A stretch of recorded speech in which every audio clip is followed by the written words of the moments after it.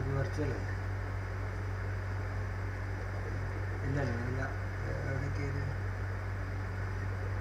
notification videos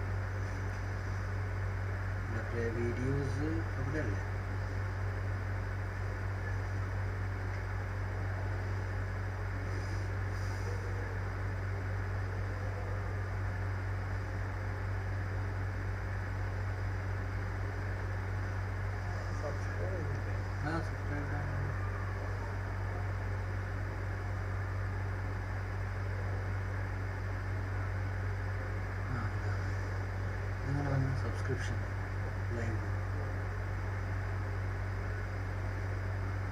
within the live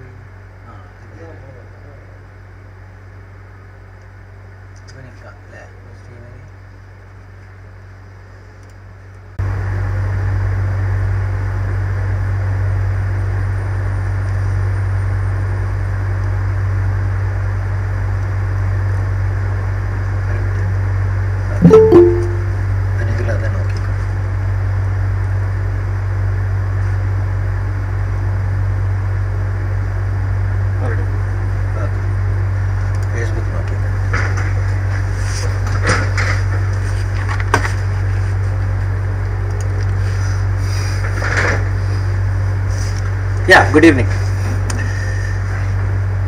Yes, I am here. Hi, Jen. Can you hear me? Yeah, I can hear you. Can you see me? I can't hear you, Jen. Are you on mute or something? No. I can't hear you. You can't hear me? Just a minute. Can you hear me? Yeah, I can hear. Yes. Hello, I need some confirmation here. I can't hear anything from your side, but just a minute. Can you see? Can you see me? Can you see me? I am with a finger up. Yes, audible to me. Yes, sir. You are audible to me. Whom are you addressing? Are you talking to me? Yeah, you. Sir, I am sitting for Waterman. From Waterman. Sir, I am sitting for Waterman from Waterman participant. Just. So, Jen, can you hear me? Yeah. I can't hear you. Just a minute. Just.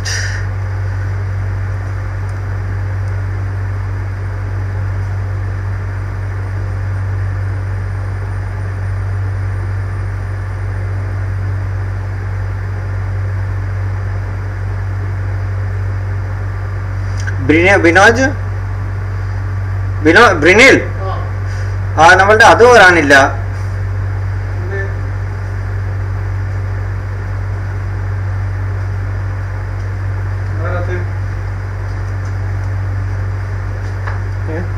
ഈ mic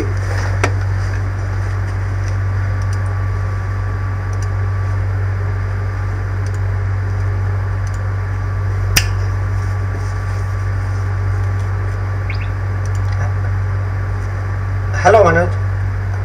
Yeah, Manoj. The problem is that there is some small issue with the mic here. I am getting it right. I'll get back to you.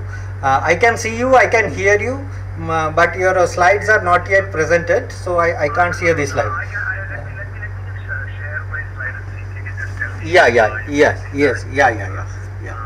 I'm doing that now. Can you see? Yeah, your slide has come.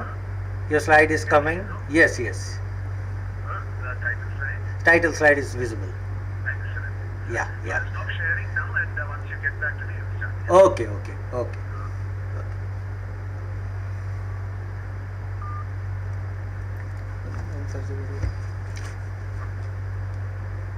Okay, Manoj, can you hear me now? Yes. Now, fine. yes. So now I am speaking directly in the camera. Actually. Yeah. Okay. I can hear you now very Yes. well. Yeah. Okay.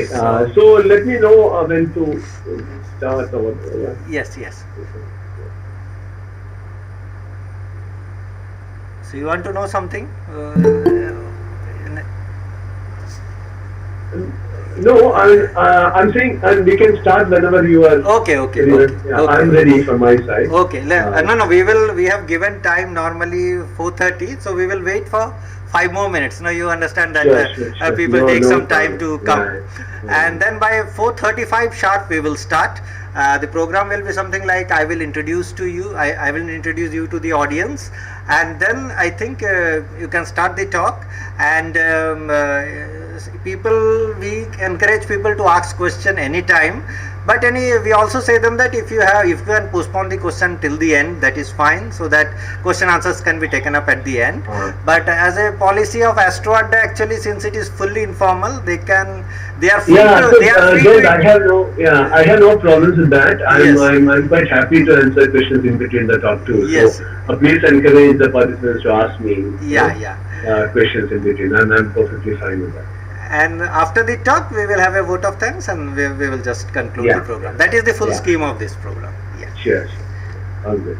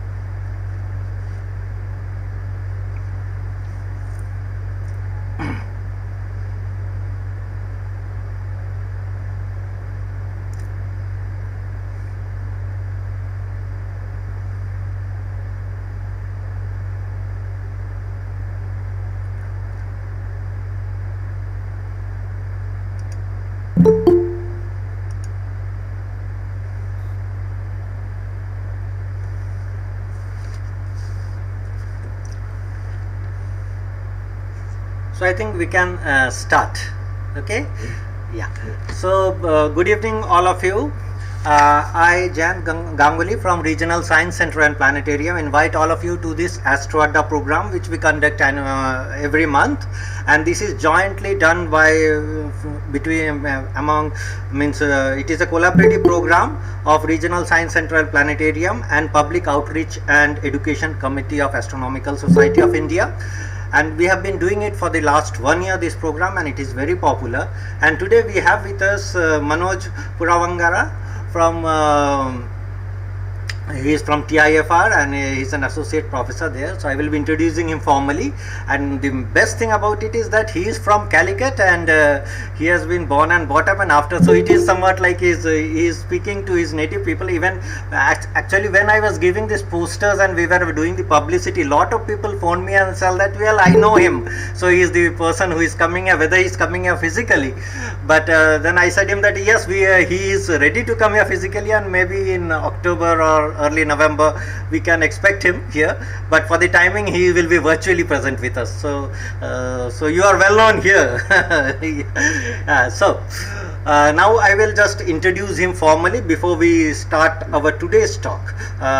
So Manoj Puravangara is an associate professor in the Department of Astronomy and Astrophysics at the Tata Institute of Fundamental Research, Mumbai. He obtained his PhD in 2005 working at the Indian Institute of Astrophysics, Bangalore. Between 2005 and 2007, he worked as postdoctoral fellow at Inter-University Center of Astronomy and Astrophysics, IUCA, Pune, and an Academia Sinica Institute of Astronomy and Astrophysics, Taipei, Taiwan. He then moved to the University of Rochester at Rochester, New York, the USA, as a research associate in 2007 and has been there until 2012. He has a short stint as a visiting fellow at Max Planck Institute of Astronomy, Heidelberg, Germany, before joining TIFR in August 2013. Manoj studied how stars and planets form and evolve to become mature planetary systems like the solar system. While at University of Rochester, he has been a part of NASA's and ESA's infrared space mission, such as Spitzer Space Telescope and Herschel Space Telescope. He is currently a member of a couple of international teams that use JWST, that is James Webb Space Telescope, to study the formation of stars and planetary system. In addition to his scientific interest, he is also actively involved in building infrared instruments for ground and space-based telescope in India. So we have a very excellent speaker with us today, and he will be speaking about on the topic probing deep in the universe with JWST. So Manoj, now we can start. Okay, thank you for those kind words. Let me first share the screen, my presentation, and then I'll begin. You can see my presentation, right? Yeah, we can see. All right. Okay, yeah. Once again, thank you, Jayant and ASI Public Outreach Committee for this opportunity. I'm really happy to be here talking to all of you and sharing with you some of the excitement about the new and powerful telescope called JWST. So what I want to do here is to convey to you perhaps answers to some of these questions. And obviously, all of you would want to know what is JWST. Let us we will look into that question, and why is so much hype and excitement about JWST? Let us also try to answer that question. And the main component of my talk would be on why is JWST the most powerful telescope ever built so far. So I'll spend some time on that, explaining to you why JWST is one of the, or in fact the most powerful telescope that we have so far. And in the second half, towards the later half of the talk, I will briefly discuss about the major science themes that JWST will address and answer. So with this introduction, let us begin. So what is JWST? It's a 6.5 meter diameter telescope. See, a telescope is often sort of characterized or defined by its primary mirror. So JWST's primary mirror has a diameter of 6.5 meter, and it's the largest mirror in space. So it's a 6.5 meter telescope in space that works at infrared wavelength. There are 4 instruments on board JWST to analyze the infrared light. And it is a joint mission by the US Space Agency NASA, European Space Agency ESA, and the Canadian Space Agency CSA. Can you see my cursor, mouse cursor? Yeah. Can you see? Yes, sir. Yes. It is in. Thanks. Yeah. So the most important. So here is a cartoon of JWST schematic, and the most important component of JWST is its primary mirror. As you can see here, it is segmented. You know, it's made of 18 segments, and together there is a combined diameter, effective diameter of 6.5 meters. And it looks yellow, and it's coated with gold because gold is a good reflector of infrared light, and the mirror itself is made of beryllium. The other important component of JWST is the sun shield. See, this sun shield, when unfurled, it's as big as a tennis court, and it's primarily to block the sunlight. I will describe all this as we go along. So JWST was launched on the Christmas Day last year, 25th December 2021, and it took JWST a month to reach its designated location of its orbit, which is basically what is known as the Lagrangian dew point of the Sun-Earth system. I will show you a picture of it in a couple of slides later. So we want to place JWST as far away from Sun and Earth because we want to study infrared waves, so we don't want the radiation from Sun and Earth to affect us. So the sun shield, we need the sun shield because the telescope itself has to operate at 50 Kelvin. That's about minus 220 degrees Celsius. You know, so it's actually really cold. So we will see this also in the later slide.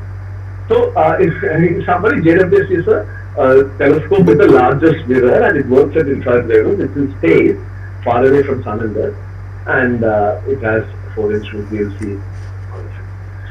So that is about JWST. So why such hype and excitement about JWST? So there is, you probably would have, all of you would have noticed when the first images were released on 12th July, there was the entire media, there was saturated coverage.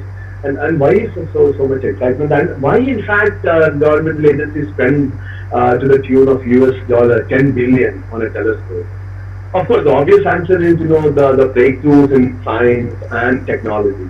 So, for example, anything that you build for JWST, you're building for the first time. So that is, everything is a breakthrough in technology. You have to do so nothing exists. So you have to make everything new. So that itself is that's the now for industry. But that's the obvious answer. But beyond that, JWST somehow has captured the public imagination, which more than any other telescope, at least to my mind. The part of the reason is because a public is also interested in human story, right? I mean, we all wonder about the question, like how did we get here, and what is our place in the universe. And this story should have, the story should have a component of, how did the universe begin, how did first stars and galaxies form, and how did our galaxy form, the Milky Way, and how on the outskirts of our galaxy, around an ordinary star like Sun, a solar system which has our Earth formed, and how did Earth form itself, and how did life happen on Earth, and then the emergence of humans on Earth, social organization, political economy. So this is our history, right? I mean, this is all part of our. So we would like to know how did it all happen? I mean, what is the story, and why the excitement of JWST and people are willing to spend so much money to build such a telescope is because JWST will address and also likely to answer some of these big questions, especially the first part of the question that I showed you in the last slide. Namely, when and how did first stars and galaxies form? We don't know the answer to that question. What is the origin of Earth? How did Earth and solar system form? How did life happen on Earth? And even more importantly, are we alone, or is there life elsewhere in the universe? So JWST is likely to answer some or most of these questions. So before I tell you what JWST, how powerful telescope JWST is, I just want to talk about JWST itself. You probably would have noticed I have been using acronym of JWST throughout. I never expanded the full name. So JWST is actually named by NASA after one of the NASA administrator called James Webb. So JWST stands for James Webb Space Telescope. But there's a lot of effort from young US astronomers to change that name. A petition signed by now close to 2,000 young astronomers, primarily American astronomers, urged NASA to rename the telescope. The reason is that James, when we asked the NASA administrator, and even before when he was working in the State Department, he probably had a role in what is called the lavender scare, prosecuting and purging LGBTQ people and queer people from the US government service and prosecuting them, criminalizing them and putting them in prison. So this is the reason that people don't want his name to be associated with the telescope. So, but however, NASA has so far refused to change the name. So what many of my friends and fellow American astronomers and collaborators are doing is they either just say just wonderful space telescope or just stick with the acronym JWST. So in solidarity with them, so these are people who actually contributed to building JWST and who will be using this telescope to explore the universe. But so in solidarity with them, I will also throughout the rest of the talk I will stick with JWST. All right. So.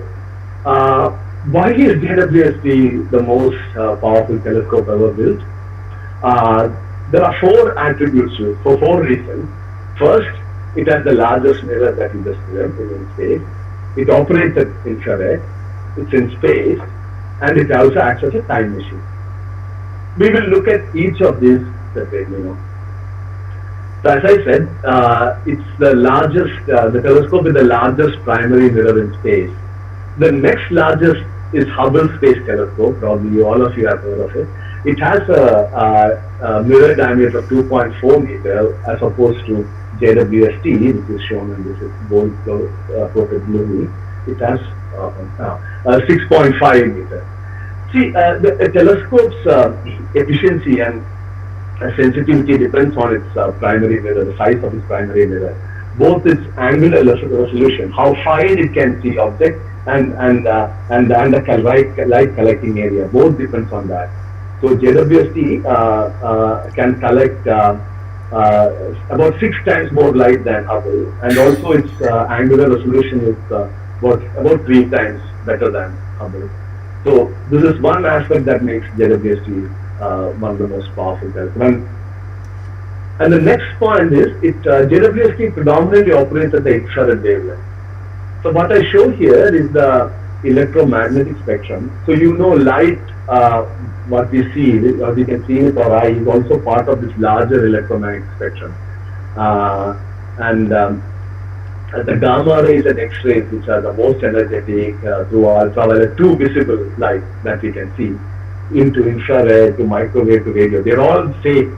Its only difference is in frequency and wavelength, and they all travel with the same speed, 3 lakhs kilometers per second. So in this electromagnetic spectrum, the Hubble Space Telescope primarily observes at the visible wavelength, the wavelength, the light that we can see with our eyes. And the Spitzer Space Telescope, yet another predecessor of JWST, which has a much smaller mirror. It's only 85 centimeters, less than a meter. That works in the infrared wave, far infrared, mid and far infrared wave. JWST fills the gap between these two. So this is why JWST works at these wavelengths. And what is the advantage of working at the infrared wavelength? See, one of JWST's major science goals is to detect or look at galaxies which are when the universe was very, very young, that is distant galaxies. However, our universe is expanding, So when the universe is expanding, the light is also getting redshifted. So even if the galaxy, the distant galaxy that we want to observe as emitted light at a particular wavelength, because of the expansion of the universe, by the time that light gets to us, it will be redshifted to a longer wavelength.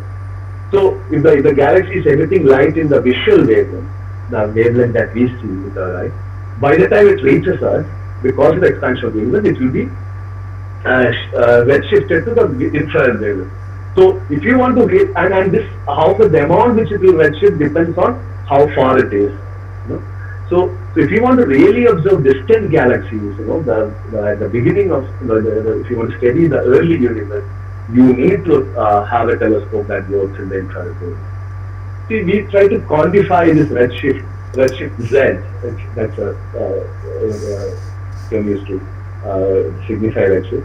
It's just defined as the lambda observed, the wavelength that we observe, to the lambda intrinsic, the wavelength of the light when it left the galaxy, minus 1, as simple as that. So if we can measure this, we know both the distance and the bad time of the galaxy, which I will describe in a moment. But the importance of infrared wavelength is that distant galaxies, which are also from the early universe, the light from them will be redshifted to longer wavelengths, and we need to have a telescope which can work at the infrared wavelength to observe. See, one of the other major science goals of JWST is to observe stars and planetary systems that are being formed. So stars, when they form, they are deeply embedded in the molecular or interstellar dust cloud in our galaxy. And this cloud, gas and dust cloud, can extinguish light from the star. So, for example, that's a cartoon that that is shown here. So the young light from the star, that is the newborn star, it will be, the blue light will be scattered off by the interstellar dust cloud, and only the red light will reach it. So the star will be, because of the interstellar dust cloud, the starlight, the light radiated by the star, will be extinguished and also reddened. So by the time it reaches you, it will be reddened. So you need to study how stars and planetary systems form. You need to work at the infrared wavelength. So that's the second reason, the second attribute that makes JWST so powerful. The third attribute, because it is in space, and it has to be in space because it works at the infrared wavelength. Here I'm trying to tell you where it is. This is Sun. Mercury is the closest to Sun, Venus and Earth. That's about 150 million kilometers. Now in the bottom panel, we look beyond. That's Earth, and Moon is here. And the Hubble Space Telescope is going. It's in what is known as a low Earth orbit. It's going around the Earth. It's at an altitude of 570 kilometers. Because the Hubble Space Telescope works at the visual wavelength, so it needn't be really cooled. The radiation from Earth. It can operate at a higher temperature, but not JWST. So JWST is at a point called Lagrangian point 2 or L2, which is about 1.5 million kilometers from Earth on the other side. So Sun is here, Earth is here, so it's on the other side of both Earth and Sun. You want JWST to be as far away from Earth and Sun as possible. Both Earth and Sun and Moon, they're all strong infrared emitters. This is another way I'm trying to show you here. Here is Sun. Look at the right panel. Sun is here, Earth is here, and Moon goes around here. So L2 for the Lagrangian point 2 is here. JWST is here. And JWST's sun shield actually blocks light from here, and that is what I try to show here in this. So the sun shield will be deployed here to block the infrared radiation from both Sun and Earth and Moon. And what is expected, or what we have now, is so this side of the sun shield will be hot. There the temperature will be 85 degrees Celsius. But the sun shield is so effective, which is so big, I told you that it's as big as a telescope. On the other side, where the instruments are, where the telescope is, the temperature is minus 233 degrees Celsius, and this is achieved. There are temperature sensors which are measuring and sending information to us, and these temperatures are achieved in JWST. So a cool telescope in space, that makes it JWST very powerful for observation of infrared. Now the final attribute that makes JWST so powerful, this needs some explanation. See, JWST is a time machine, and here I need to introduce the concept of look back time. And the crucial to this is the regulation that speed of light is finite. It's 3 lakhs kilometers per second. Light cannot travel any faster than that.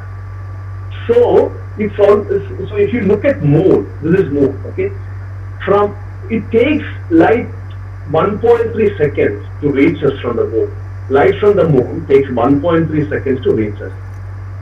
Which means that if Moon was disappeared now, it will take us 1.3 seconds to realize that. And its Sun is farther than Moon from us. The sunlight takes 8 minutes to reach us. Or in other words, if anything happens to the Sun, it will take us 8 minutes to know about it. Because what we are seeing Sun as it was 8 minutes ago. And the closest star to us, other than the Sun, is Proxima Centauri. The light takes about 4 years from Proxima Centauri to reach us. So we are seeing Proxima Centauri as it was 4 years ago. Now let's go to the closest galaxy to us, the Andromeda galaxy. Light takes 2.5, so the distances, astrophysical distances are huge. So light takes 2.5 million years to reach us from Andromeda galaxy. So what it means is that if you were, so the light, what we are seeing Andromeda galaxy as it was when our ancestors were discovering fire, the use of controlled use of fire. That's told. And finally, just to drive home the point, this is the closest galaxy cluster to us, called the Virgo cluster. Light from that takes 60 million years to reach us. When we are seeing Virgo cluster, the galaxies in the Virgo cluster, we are seeing them as they were 60 million years ago. Another way of saying this is, if we were observing our Earth from Virgo cluster of galaxies, we will be seeing dinosaurs on Earth. Because the light from the Earth that they will be seeing will be 60 million years ago. So I hope you understand the concept of look back time. So what it basically means is that when astronomers use a telescope to look further away, deeper in space, more and further away, we are also looking back in time. So both the distance and time go together in astronomy, in our universe. So JWST wants to look at the distant galaxies, and distant galaxies are also the older or the younger galaxies when they were, really young. Because the light that is reaching us now is a light that those galaxies emitted when they were just forming, and that's the light JWST is looking for. So that is, the JWST is a time machine in that sense. Okay, so we have covered the 4 attributes that make JWST a powerful time machine. Now let us move to. Are there any questions here? Maybe this is a good point to take a break and take questions if you have. Anybody in chat box? There is a question. It is from Leena Kamalaskar. She says that I am sorry, I am quite new to the lectures and immature. I would however like to ask is that why are we assuming that wavelength would expand and not contract during the course of travel through the distance? So this is a concept of Doppler shift. If anything moves away from you, the light from it redshifts. If something comes towards you, the wavelength gets blue shifted to go to shorter wavelength. So when the universe expands, it's almost as if everything is moving away from you. So if you, one way to think of it is if you take a balloon, make a lot of dots on it and then blow it up, you will see every dot is moving away from each other. So because of universe expansion, light is always redshifted because everything is moving away from it. Then we have another question from Anupam Chauhan, who says that how is JWST orbiting a point in space L2 if there is a body applying gravitational force to hold it? Can you please explain a bit? See, in fact, this L2 point,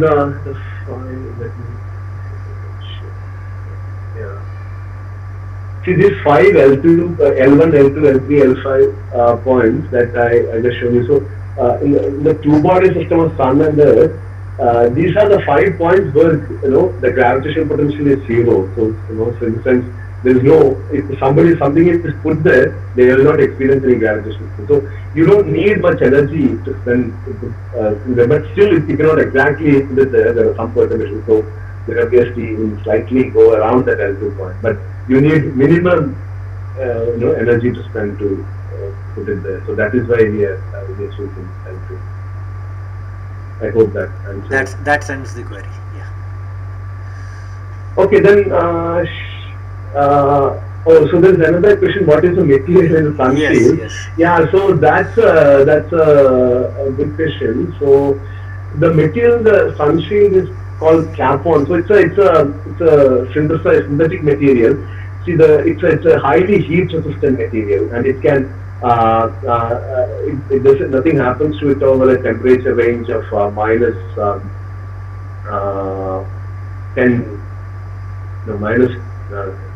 5 Kelvin. Yeah, minus 260 degree Celsius to 600 degrees Celsius or 400 degrees Celsius. So it has a excellent heat resistivity and lot, and so it's a synthetic material specifically used for such purposes. I think you can continue. Yeah. Okay, so let's move on to JWST's major science stage now. So the 4 main questions it will ask is, one, about the early universe. How did first stars and galaxies form? So I'm showing an image for each of the science teams. So for early universe, the image I show is the deep image. This is one of the first image of the first release image of the JWST. This is a deep field image. What you see here has thousands of galaxies in a space which is 1/10 of the size of the moon, very small, within 2 hours. So there's so many galaxies in our universe. So that's the first science theme. When and how did first stars and galaxies form? Then the second science theme is how did galaxies evolve over time, and about galaxy mergers and their evolution. And this is another first light image that I showed here, where four galaxies are interacting actually, and the strong gravitational interaction. They appear this being pulled apart, ejected, etc., etc. And the third major science theme of JWST is the birth cycle of stars. You know how, or life cycle of stars, how stars form, stars and planetary systems form. And what is this image is again another first light image, the first release image. This is a molecular gas cloud where young stars form. You can see, if you look carefully, you can see young stars being formed and they drive in jets and all that. If time permits, I'll talk about that. And finally, other worlds, the exoplanets, planets orbiting stars other than the sun. See, we know over 5,000 such systems, exoplanetary systems, planetary systems orbiting stars other than the sun. And JWST will study such systems. And one of the first release image and data spectra, what as astronomers call it, was of one such exoplanet. So what I'll do is I'll probably talk about this early universe part and the other world, exoplanet part. I may not have time to talk about the other three, but in the discussion, if there is time, we can. So let's look at the early universe, or the history of our universe. See, it's thought that universe formed in a Big Bang, and initially it was extremely hot and dense. So all the matter was in ionized form, and radiation and matter was in equilibrium. Nothing escapes that. And as the universe expands, it gradually cools down. And at after about 400,000 years after the Big Bang, the universe is sufficiently cooled. Yeah, I'll just interrupt you. Somebody wants to ask a question in Hindi to you. So, will I permit? Yeah, I may have to respond in English because my Hindi is not very good, but I can understand. Yeah. Okay, Tushar, can you just unmute yourself and ask whatever you want to ask?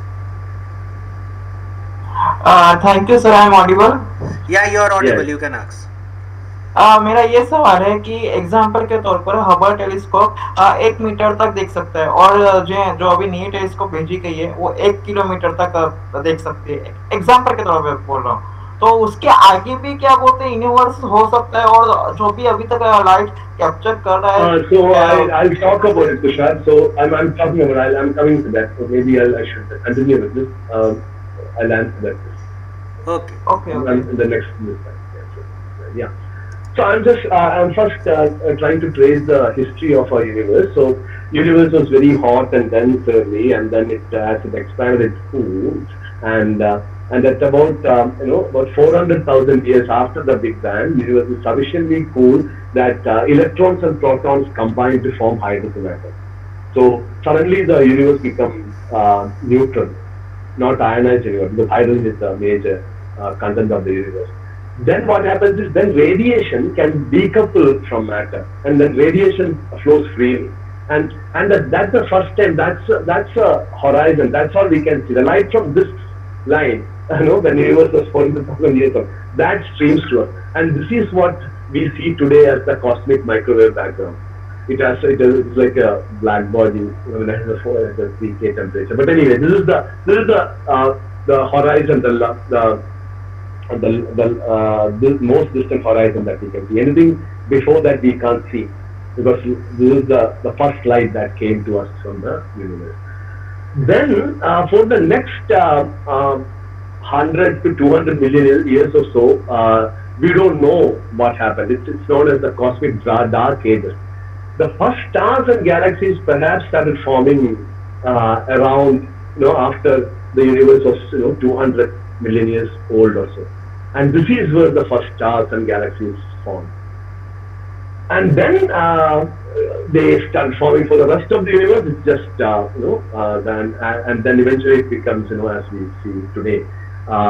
And when we look using Hubble Space Telescope and the James Webb Telescope, we are looking back in time. So with Hubble Space Telescope, we can only look back after the galaxies and our formed, or 500 million years after the Big Bang, only up till here. This is because Hubble Space Telescope, the longest wavelength is about 1.7 micron. So if the optical wavelength that are redshifted, so the galaxies which are here, or things the information here will be restricted to wavelengths beyond Hubble's operating wavelength. Whereas JWST works at infrared wavelength, so it can really look deep. So JWST can actually see first stars and galaxies forming here after the first 100, 200 million years after the Big Bang. So this is the key thing. And I'm showing here the deep field image of the JWST. See these stars which shows these 6 spikes, objects which show these 6 spikes, they're all stars. And rest of all are galaxies. There are several thousands of galaxies here in this field. It's a small field. It's less than 1/10 of the moon's size piece of sky, and you see so many galaxies in JWST. And many of the red galaxies that you see, these are very distant ones. These are very distant ones when the universe is really old, really young. They're distant galaxies. And they're small and faintest object ever observed. And how do we know this? Now, we can do something called spectroscopy. This is what astronomers do.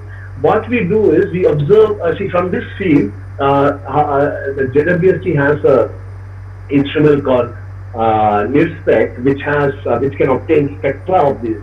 So the spectra is just like, see when you pass sunlight through a prism, it will split into 7 colors, right? So the white light, sunlight is being dispersed into its wavelengths, individual wavelengths. Violet has the shortest wavelength and red has the longest wavelength.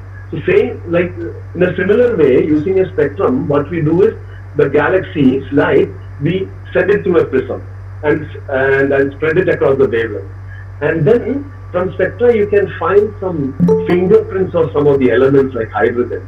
And these are universal fingerprints. We are measured in the lab. We know its exact wavelength. And when we observe these galaxies, then we know the observed wavelength from this galaxy. So we know how far it is and how much back in time it is. So we can calculate the redshift of this. How much has it shifted? So you look at this this particular pattern, the hydrogen line and the oxygen line. You see in this galaxy it's here, and in this galaxy it's further redshifted towards this is the longer wavelength side. This is the longer. And in this galaxy it's even more, and this galaxy is further. So this is the galaxy which is closest to us, and also which is relatively younger. But this galaxy is further far,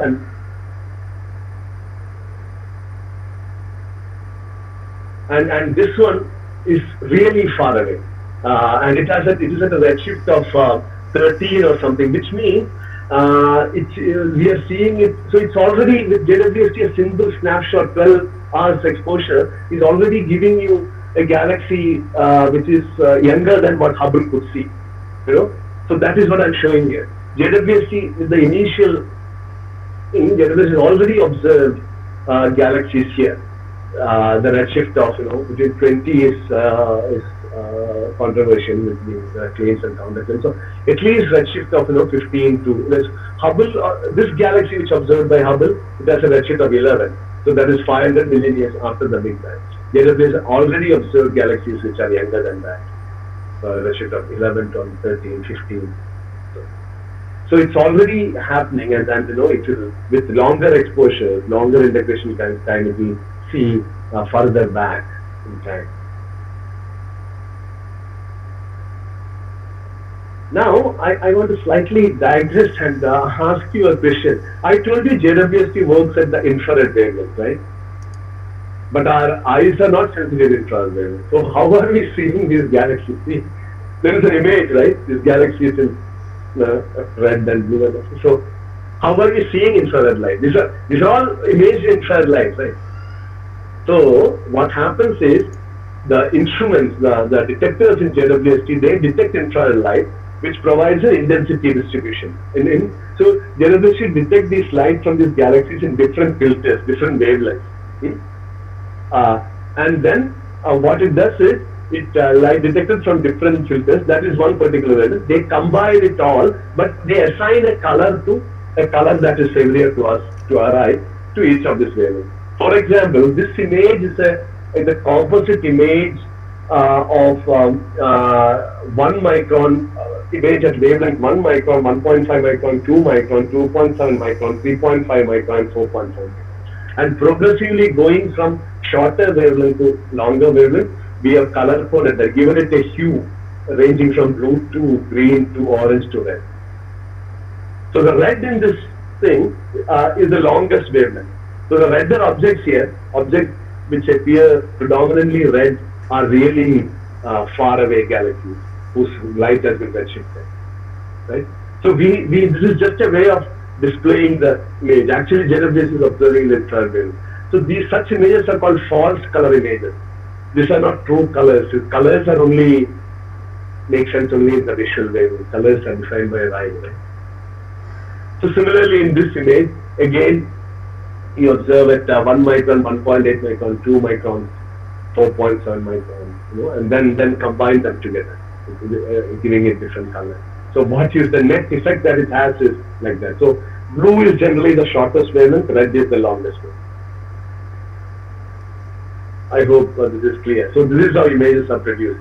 See, otherwise you won't see, how will you make sense of what JWST sees? Okay, so then let me move on to the last part of my. Okay, so maybe we can take a break here and ask for questions.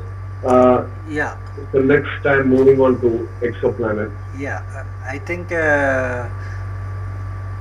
Tushar's question, would you like to answer now?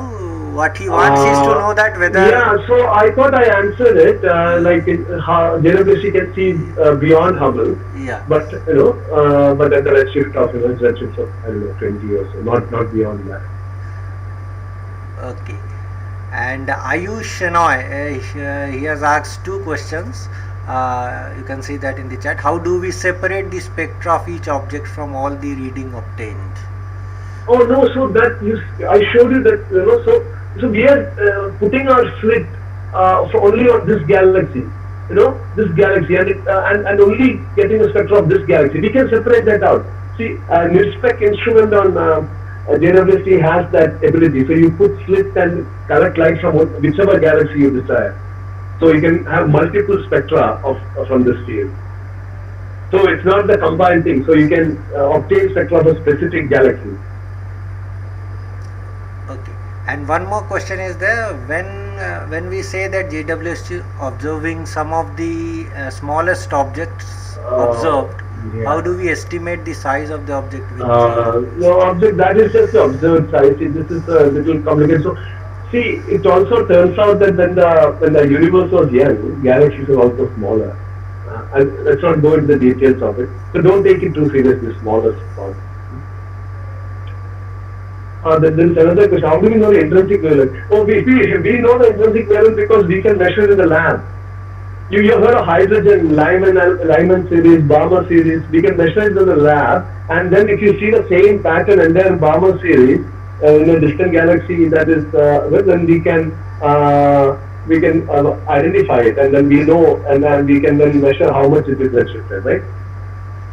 Yeah, so we have measured elemental fingerprints in the lab. No, if you have done some basic quantum mechanics, you will know that, and then we measured them in the lab. The hydrogen, the simplest of atom, we have the Lyman series, from n is equal to 2 to 1 is Lyman alpha, 3 to 2 is Lyman beta, so there is an entire series, right? And you know the exact wavelength, quantum mechanics, both experimentally and theoretically. Yeah. That's all. So the telescope must be moving really fast, right? So how is it able to click pictures? Like you have to be stationary to click a picture, right? So what do you mean telescope moving fast? I mean, it must be rotating, it must be revolving. Yeah, but everything is moving, so it's all moving. See, you are on Earth, no? Earth Yes. is moving around at 230 kilometers a second. Do you feel it? Around Sun. Got it. 230 kilometers a second around our galaxy, around 230 kilometers a second. Right. No. Got it. There is a question in the chat that you have mentioned that there is a Z factor for redshift. How do you know the wavelength emitted? We measure it, no? No. So there are two wavelengths. The wavelength that we observe, that is using the telescope, but we also know its intrinsic wavelength, as we can identify what line it is. So here we can clearly identify that this line, this is a hydrogen Balmer line, the Balmer alpha line, and close to it there are two oxygen lines. This is a telltale signature. We know, we see this in the lab. Then you see it at different wavelengths. Then you know the only reason why it should be shifted to redder and redder is because the galaxy that is emitting this is farther away. That's all I think. You can continue. Okay. So I have another question regarding spectra. So let's say there's a binary star, and if we take the absorption spectra for that, let's say this one of the star has element A in it in its atmosphere, and another one has element B in its atmosphere. So when we take the absorption spectra for the thing, in that spectra will we get will it show absorption lines for both element A as well as B? Like, how do you know that which one? Yeah, it will. See, in the binaries, one has to be careful. But binaries are also moving around each other, right? From the Newtonian mechanics, you know, binaries, both stars will move around its center of mass. So it's coming. So when one star is coming towards you, the other star is moving away from you. So there will be a Doppler shift of this line. So you can tell which line is from which star. Got it, sir. Thank you. All right, so I think I'll move on to the last part. So I'll now discuss the last of the science theme of JWST, which is to explore the other worlds or exoplanets. So what are exoplanets? Exoplanets are planets orbiting stars other than the sun. See, 1992 was when the first planet outside of our solar system was discovered. See what I showed here, this plot, on the x-axis I have orbital distance in units of Earth sun distance. Okay, one is Earth, that's where Earth is. And on the y-axis I have planet mass in the units of Earth mass. So I have shown all the solar system planets here, all 8 solar system planets. Earth is at 1 and 1. And the smaller rocky planets in our solar system, Venus, Mars, and Mercury, they're all here at within 1 node, inside Earth, and they all have masses less than Earth mass, right? And the giant planets in our solar system, the Jupiters and Saturn, Jupiter at 5 AU, Saturn at 10 AU, it's 10 times the Earth sun distance, right? So that's here, and they are massive, right? Jupiter is 300 times the Earth mass, Saturn is 100 times the Earth mass. Then you have what are called the ice giants, the Neptune and Uranus, which are at 14 and 30 AU. They are slightly less massive than Jupiter and Saturn, about 10 to 20 Earth mass, 20 times Earth mass. And these two planets were the first exoplanets known, planets outside of solar system. But this was not discovered around the sun-like main sequence noble star. These were discovered around a dead star, what astronomers call pulsars. See, pulsars or neutron stars are the remnant after a supernova explosion, a star which is dead. So that is quite intriguing when the first exoplanet, first planet known outside the solar system was actually around a dead star. But it was soon found out that these are rare occurrences. There are not many planets around dead stars like neutron stars and white dwarfs. Then in 1995, the first planet around a sun-like star was discovered. It had a mass half the Jupiter mass, but it was orbiting the star very close to it. It is what we now call a hot Jupiter. So this discovery was made by two Swiss physicists, Michael Mayer and Didier Queloz, and they were awarded the Nobel Prize in 2019 for this discovery. So this was around a sun-like star. This was the situation in 1995. So in 1995, we knew our planets in our solar system, these 3 planets around that particular dead star, and the first exoplanet around the sun-like. And now, as of August 2022, we know over 5,000 exoplanets in the system. There are very interesting features about them. One of them is that look at Mercury, the innermost planet in our solar system. That's at point 3 anyway. most of the exoplanets discovered are within the orbit of Mercury. They are much closer to the host star, the sunny star. So which means that so this is a new population of planetary system that we wouldn't have known if we hadn't looked for them, because our solar system is very different from it. No? So JWST will look at some of these planets and try to figure out, the composition of their atmospheres and see, if there is some signature of life there. So how does JWST do this? So see, imagine if you are the observer there, and there is a star, and the planet is going around it, and when the star is here, planet is here, you are there to observe. Then you see the starlight will pass through the planetary atmosphere and reach you, right? So, so the starlight that is reaching your spectrograph will have imprints of planetary atmosphere. So if you can somehow subtract so that is what is depicted here. When the planet is here, the starlight will pass through the planetary atmosphere and you will see. That is when you have this dip. But when the planet has moved out here, then you take another spectra of the star. That is the star without any planet. So you subtract the stellar spectra from that, and whatever remains will be the imprints of the planetary atmosphere. And this is exactly what JWST did around a planet called WASP 96b, and they found evidence of water in the atmosphere of that planet. Very tentative, this is very preliminary, but that atmosphere of that planet had water. But this is a gas giant, a Jupiter-like planet, so it's not as interesting as if you were to find water in an Earth-like atmosphere of an Earth-like planet, right? That is more fascinating. So JWST will continue doing this. So recently, it also using the same technique, it also obtained detected carbon dioxide in the atmosphere of another, again a gas giant, a Jupiter-like gas giant planet. So JWST now will try to detect what are known as the biosignatures or biomarkers from planetary atmosphere. So these are O2, molecular oxygen, methane, and carbon dioxide also is sometimes considered. So, but it's not very clear if JWST can observe oxygen too. From Earth-like planets with atmospheres, it looks difficult. We don't know, but certainly yes, it's already been demonstrated around. Jupiter, like Jovian planetary atmospheres, it can detect signatures of the atmosphere. So we can then detect the atmospheric composition.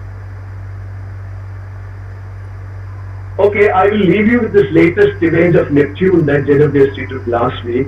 So on the left is the image of its rings, Neptune and its rings, and here you see 7 of Neptune's moons out of 14. Neptune has 14 moons, that just like Earth has 1 moon, and Neptune has 14.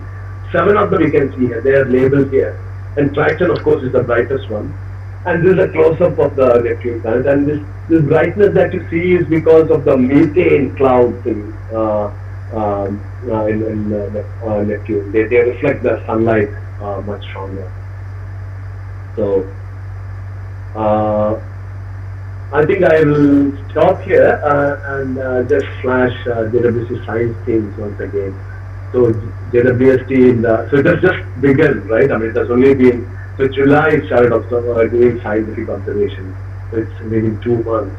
But in the next several months and years, we can keep hearing interesting results from JWST pertaining to these areas, like the first formation of first stars and galaxies, and the assembly of galaxies, both the stars and planetary systems, and then the exoplanets and the origin of life. So I'll stop here and we can chat a little bit more. Yes. I think Anupam Chauhan has one more question. He's asking that what is the method used to find the planet of dead stars? Yeah, so Anupam, so this is a technique which is used in pulsar studies. See, pulsars are neutron stars which are rotating, but also gives out a pulse at radio wavelength. that pulse is remarkably stable, both in frequency uh, and shape and all that. So you can, and any change in that pulse can be measured. And if there are other bodies around it, that it will produce a change in that pulse, and that can be, so over a period of time that pulse will change, and from that you can deduce the mass of the vessel, presence and mass of the vessel. So it's called, this technique is called pulsar timing method, which is widely used for various different purposes. But in '92, emulsion used it to detect. The Mars turned out to be planetary mass, so it really came as a surprise for all of us. Manoj, regarding this, I would like to have a bit different question. Like the pulsars, you said that first planet around a pulsar was detected, but because means pulsar, when it is forming a condensed star, it's throwing away the mass, and then how actually our standard our model says how a planet gets formed. See, but we may have difficulty understanding or explaining it, but nature has no problem producing it, right? So the answer is we don't yet clearly know. There are some theories proposed and all that, when the disk can form and all that, but it's after it's a remnant of a supernova explosion, which is extremely destructive. So, but what has happened is after '92 there have been several surveys, of around pulsars, but it didn't. I think there was only a couple of sources more, but that's it, not many. Whereas around the main sequence sunlight star after '95, it has been an explosion of exoplanets. So it looks as if planets are much more common around sunlight, normal main sequence stars than pulsars. But then, but now also white dwarfs, the other dead stars. I mean, the end state of the less massive stars. You have found planets around them also. So it looks as if nature can produce very easily around, even in hostile, difficult conditions. Now Vidyasagar has asked, may I know if Indian astronomers are getting tired? Am I audible, sir? Just a minute. After this question, we can take up your question. I think it is. Okay. So okay. Indians involved in JWST. That's what I think. So Indians involved. I am part of two teams. I have time on JWST, and then there is Jesse Jones from ISA Tirupati who has time. Then there is my colleague in TIFR, Girish Kulkarni, who also has time. So there were a few in there. So as part of different international teams who has time on JWST. Yeah, Subir, you can ask. See, you were asking something. Subir Vandapadhyay, you can ask. Yeah. Yes, 1 minute, please. Yes, sir. Hello, sir, I'm audible right now. Yeah, you are audible. Yes. You can ask. Hello, sir. Yes, sir. Sir, I would like to ask a question. Whatever you display, that the scattering, actually, you are emphasized given that why JWST is so given emphasis on the infrared. When color image says that the 50, our universe expanding, so redshift of the length expanding according to theory of relativity formula. Then elongated, so the universe is expanding, so red will come automatically. So that is why given emphasis on infrared on the JWST telescope, latest one. So what I want to ask you, in display one, from distant star, where the light come out, the scattering happen, accidental scattering happen. The blue and other colors. So is the question that you typed in I can agree with. Yeah, I understand your question. You are asking about Rayleigh scattering, but let me quickly so 1 by lambda typical force, sir. No, it's not Rayleigh scattering. No, Shubir, no, it's not Rayleigh scattering.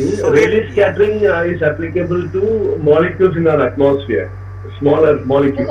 But in the interstellar medium, what we call dust ray, these are 0.1 micron size. So it triggers another theory called May's theory of scattering. So there the wavelength dependence of the scattering cross section is 1 by lambda. It's not 1 by lambda to the power 4. So it's slightly larger bodies which are causing this in the interstellar medium. Sir, my point is supporting your science. As suppose the intensity of scattered light is 1 by lambda to the 4, the ray having greater intensity. So greater wavelength, so intensity almost so. In that case, scattered light, horizon scattered much more. Scattered one, that one coming direct, but in one time, logically you can see What is scattered much more blue and other colors, that can much more scattered, but this is not scattered at all, almost come directly. In such a way the rate that is supporting you, and that is like us. Yeah. No, I'm just merely adding that it doesn't go as steeply as lambda to the 4. You display the blue color and other color scattering much, but it is coming directly. So that is not so much scattered, maybe directly come out, something like that. Okay, I think this is fine. Subir, I think your thing is answered. Anybody else who would like to metallicity of planets and determination of metallicity? Yeah, metallicity. I didn't want to bring that. See, I don't know if everybody understands, Anupam, I don't know if everybody understands this concept of metallicity. I can try to explain. See, we cannot measure metallicity of planet. We are not there yet. So when astronomers talk about metals, for astronomers, metals is anything other than hydrogen and helium. Anything with an atomic number greater than 2 is a metal for astronomers. So metallicity, we have from this transmission spectroscopy that I described to you, we have detected carbon and oxygen and water and all that. So we can measure carbon by oxygen ratio and all that. So that is metallicity. That's not hydrogen helium, right? So that, in that sense, for a handful of planets. So yeah, we have detected metallicity, and the C by our ratio, carbon to oxygen ratio of the planetary atmosphere, can tell us something about where the planet was born in the distribution for the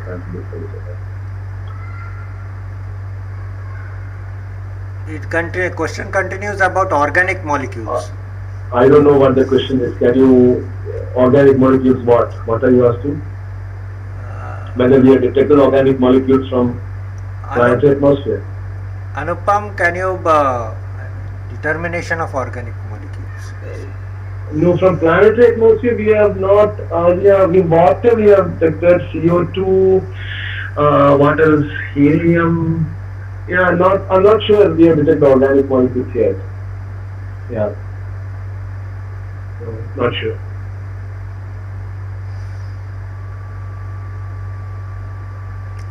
Then there is a question from Subhash who says that is JWST hit by small granule? Yeah, so they are called micrometeorites.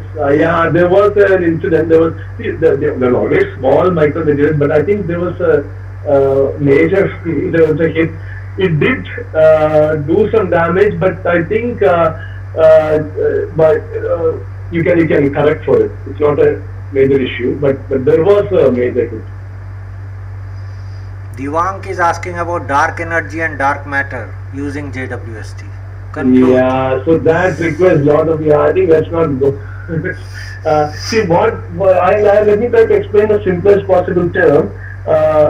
See, once JWST, see, for example, one of the I told you one of the main objectives JWST to detect galaxies at high redshift, that is very distant and presumably from the early universe, when they are just forming, right? So there was a galaxy given 16 or so. Now from the cosmological models, even to detect a galaxy, it has some mass. You can derive some stellar mass from it, a million or a billion solar masses. But to form a galaxy of that mass at that early requires lot of dark matter, and so the prediction from the existing theories are some 0.001 galaxy at that direction, but detecting even one would throw off many of these models. So JWST cannot directly detect that dark matter, of course. It can, by detecting galaxies that are forming, and by counting the number of galaxies at various redshifts, it can place some strong constraints on dark matter. But it will be modern. Atmospheric current. There is a question by Raj Nandini which says that can you explain about atmospheric correction? I don't know what that means. Atmospheric correction of what? See, JWST is space, so if you mean Earth's atmosphere, we don't have to worry about it. So let me just maybe make another point. See, another reason why we want to go to space is because, see, suppose if you have a telescope in the ground, no matter, the telescope, the angular resolution of the telescope is given by the Rayleigh criteria, the lambda by d. It scales as the observing wavelength divided by the aperture of the telescope, or the mirror size, diameter of the mirror. Now, suppose. Excuse me, sir. Yeah. Anybody is Yeah. Good evening, sir. This is Rajchandni. Sir, I have received a question, and in that there is an important question related to the atmospheric correction. That's why I'm asking about this question. And it is related to What JWST. atmospheric correction? What atmospheric correction? Sir, can I give you the? Can I say the question? I just want to say the question. yeah you Where can there has been asked that. Yeah. Find an equation for the surface temperature of the Earth with respect to the radius r and the surface temperature of the Sun. Approach the Earth and the Sun as a blank body, then account for the Earth albedo of 13% and add an atmospheric correction factor of 1.13 to the surface temperature of the Earth. So here I have to calculate the Earth's temperature. What is the surface? I think Rajmondri, I think this is not really related to JWST. Maybe you can write. Can you send a mail to me? Please send that question to me. I will try to answer. This is not relevant. Okay, sir. Yes, sir. Okay, I will. Because sir, I have participated in that, and then I get Please third write rank to me. in that. Yeah, please write to me. Rajnandan, you write to him directly. Okay. There Can is I a- get your email ID? Yeah, I can send my email ID. we will post Maybe you can. I will send it to you, Jay. You can. I'll post it. Yeah. Okay. Thank you, sir. There is a question from Vishwanath Male. He says that, can you comment on ESI and PHI? Is there any other method which can give more accurate way to predict life on planets? Vishnu, I don't know what ESI and PHI is. What does it stand? Vishwanath, can you expand what is ESI? Okay. Earth Similarity Index. Yeah, but how do you define it? So this, I think maybe we can have an offline conversation on this. So see, others may not. It may not make sense to others. I mean, we need to. See, these are terms which are not very Familiar. defined. Maybe you can write directly to him. Yeah. So I will share my email ID with Jan Gangri, so you can get it from him, Okay. and you can write to me. Okay. And any other questions? Anybody wants to ask? You can either unmute and ask, or you can put it in the chat box.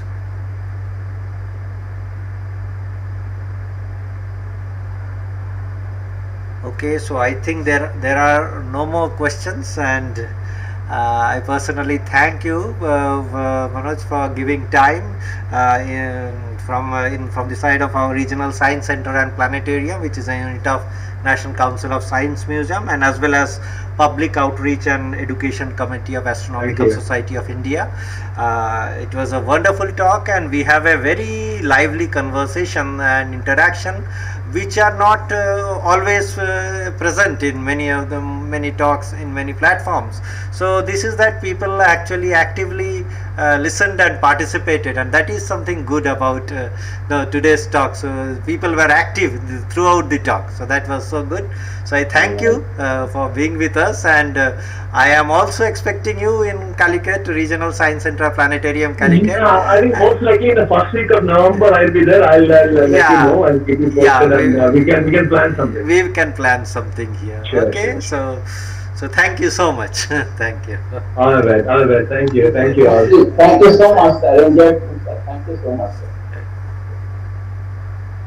I'll then leave the call, Jen. Yeah, you can leave. You can send me the, I think, email address. Can you say me? You have my email ID, right? You can because share I it am with, on a different account, so I have it on my personal Oh, this one. then maybe let me just type my email ID Yeah, here. it will be better if you what type it in the interested. chat box. Yeah, Yeah. Uh, yeah, I I think have it is just already typed there. my email ID here. So those who I are think, interested, you can write to me. I'll try to yeah, it is respond to already you. there in the chat box, so anybody Yeah, can yeah. just note it down and giving a mail. Okay. Okay, thank you, Manoj, All right, for all being right. with us. Thank you very much. Yeah, I hope to see you in person Yeah, soon. yeah, we will meet soon. Yes, Yeah. yes, yes, yes, yes. Thanks. Okay.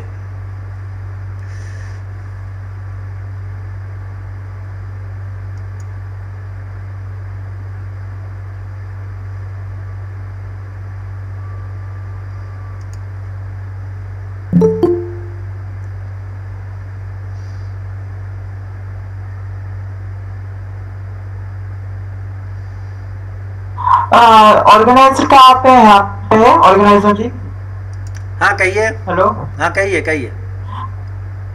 मैं मेरा ये सवाल था कि आपका कोई website या email, website या व्हाट्सएप या इंस्टाग्राम जैसा कुछ है क्या, जहाँ से आने वाले फ्यूचर में इस तरह का कुछ इवेंट होगा तो उसकी जानकारी हाँ प्राप्त हो मैंने सके, वो ऐसे कोई अपना होगा तो आप प्लीज। हैंडल दिया ना, फेसबुक का हैंडल, आप RSCP Calicut virtual, RSCP Calicut आप फेसबुक में डाल के खोजिए, मिल जाएगा आपको, RSCP Calicut virtual, okay okay okay okay. वहाँ डाल के खोजिएगा, और पोस्टर मेरा मिल जाएगा। ओके ओके, मेरा एक और सवाल था, लेकिन वो ठीक से मेरे ख्याल से आप और वो सर समझ नहीं पाए। मैं ये सवाल था कि अभी जो भी कुछ हम लोग JWST या हबल टेलीस्कोप से जो भी कुछ इमेज देख रहे हैं, वो एक सीमा तक की हम लोग देख पाए, मतलब कि जितनी लाइट वो कैप्चर कर सकता है वहां तक का ही वो हो रहा है। वर्तमान स्थिति में शायद वो इस तरह से ना हो, उसका बदल गया हो, तो वो उसके तो रेट मेरा सवाल था। वही तो बताया ना, उन्होंने बताया था पहले ही स्लाइड में कि हम लोग बैक टाइम, वो टाइम मशीन जैसा बैक इन टाइम देखते हैं, जैसे कि जो जितना पहले, क्योंकि जो है रोशनी, जो अपना लाइट का जो है वेलोसिटी है, तो उतना ही हम लोग देखेंगे जब लाइट हमारे पास पहुंचेगा। एक घटना होने के बाद वहां से लाइट जब हमारे दूरबीन या हमारे आंख में पहुंचता है तो वही हमको दिखाई देता है। उससे पहले जो भी हुआ है, अब जब तक लाइट पहुंचेगा नहीं तब तक दिखेगा नहीं हमको, तब हमको पता भी नहीं चलेगा। मतलब कि एक उदाहरण के तौर पर जो अगर हमारे आज पास कुछ अभी हुआ, जो लाइट वो आ जितना दूर में है, अगर बहुत दूर में है तो हाँ उसमें टाइम लगेगा लाइट आने में। अब लाइट जब तक पहुंचता है, लाइट या कोई भी इलेक्ट्रोमैग्नेटिक रेडिएशन जब तक हम तक नहीं पहुंचता है, हम उसे समझ नहीं पाएंगे, देख नहीं पाएंगे या उसको महसूस नहीं कर पाएंगे कोई भी अपना यंत्र से। हेलो। हाँ कहिए। यस। मेरा question was just left behind. अच्छा, Will JWST will change the Big Bang model? वो तो that we can no, that model whether it will be supporting with data, that we have to see as the observation goes on. As of now the Big Bang model is fine. There are alternative views, but I think it is fine. Should be. Yeah, that we can only see as it in future with more data, whether it is supporting the model, whether the predictions are getting supported as per the model. So that only the time will tell, but as of now it is working fine. It's working. Okay. Thank you. Thanks.